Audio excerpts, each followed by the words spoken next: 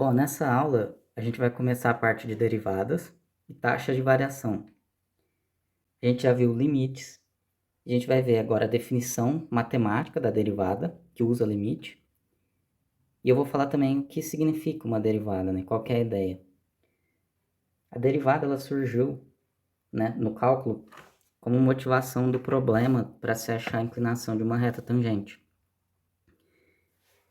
Então, a derivada ela é uma taxa de variação. E a taxa de variação, geralmente, ela é a reta tangente de um gráfico, de uma curva.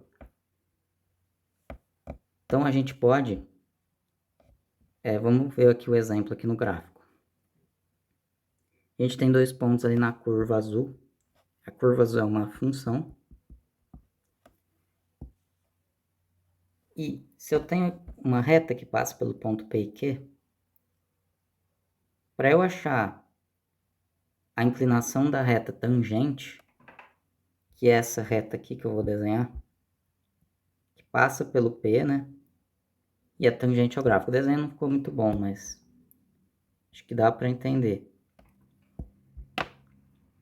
Quando a gente faz o K tender a A e o Q tender a P, né? Forçar o ponto Q a chegar no ponto P, a gente vai ter a reta tangente. Isso pode ser expresso da seguinte forma. A inclinação, que eu vou chamar de M, é igual ao limite, quando K tende a A, de F de... Aqui é o F de K, e aqui é o F de A. Quando F de K menos F de A, né, limite de K tendendo a A de F de K menos F de A, dividido por K menos A. Então essa que é a definição matemática. Só que tem uma outra forma também de expressar isso, que também é muito usado. Se eu vou desenhar aqui rapidinho um novo gráfico.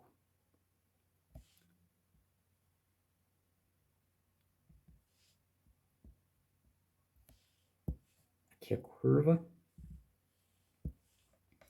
Aqui um ponto Q, né? Aqui o ponto P. Só que agora eu vou mudar um pouco a notação, mas é um pouco diferente. Eu vou chamar aqui de x e aqui de x mais delta x. Então a medida desse segmento aqui é delta x. Aqui a gente tem o f de x mais delta x e aqui o f de x. Então a inclinação da reta tangente é igual ao limite quando Δx tende a zero, certo? Que aí vai ser quando x mais Δx tende a x, é quando Δx tende a zero. Se o Δx for zero aqui, né? E vai cancelar, x vai tender a x, né? É isso. Então, a inclinação é o limite do Δx tendendo a zero, de f de x mais Δx, menos f de x, dividido pelo Δx. Então, quando você calcula esse limite, você calcula a inclinação da reta tangente. E a inclinação da reta tangente é o que é derivada. E a derivada, ela é uma taxa de variação.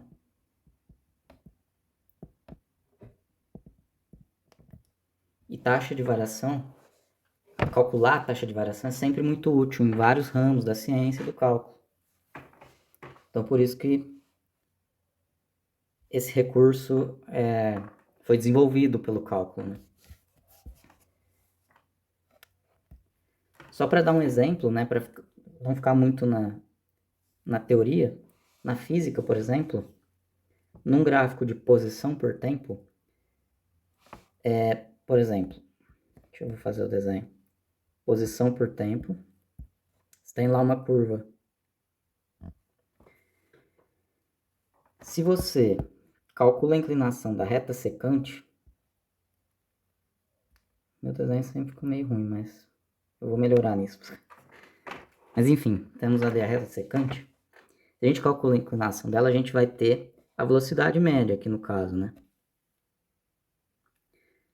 Só que muitas vezes a gente quer calcular a velocidade instantânea, num determinado instante, né? Num determinado ponto. Por exemplo, aqui. Para a gente calcular, a gente precisa da inclinação da reta tangente, né? Para calcular a velocidade instantânea naquele ponto. Então, isso aqui, se eu calcular a derivada, eu vou achar a taxa de variação instantânea, né?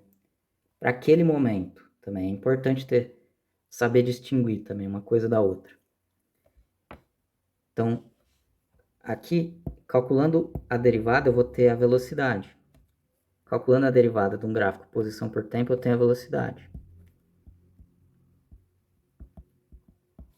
Pode ser a velocidade média, se eu calcular a inclinação da reta secante, ou a velocidade instantânea, se eu calcular a inclinação da reta tangente. E se eu calcular a derivada da velocidade, que é uma taxa de variação, que é a taxa de variação do espaço no tempo. Se eu derivar a velocidade, eu vou ter a aceleração, que é a taxa de variação da velocidade em função do tempo. Então, na física, é assim que funciona. Só para finalizar, eu vou falar das notações, né? Se eu tenho uma função y, que é igual a uma f de x, né? Seria uma função y que depende de x. Y é a variável dependente, x é a variável independente. A derivada de y, a gente escreve da seguinte forma. A gente pode, na notação de Leibniz, escrever que a derivada de y é dy dx, né? Porque está em função de x. Essa era a notação que Leibniz usava. Só que tem outra notação, que é só por y' para expressar uma derivada. Essa daqui ela era usada por Newton. E assim, as duas são muito usadas, assim. Eu gosto da y' porque ela é mais prática, mas é puramente pessoal. Acho que até que a mais usada é a de Leibniz. Mas enfim.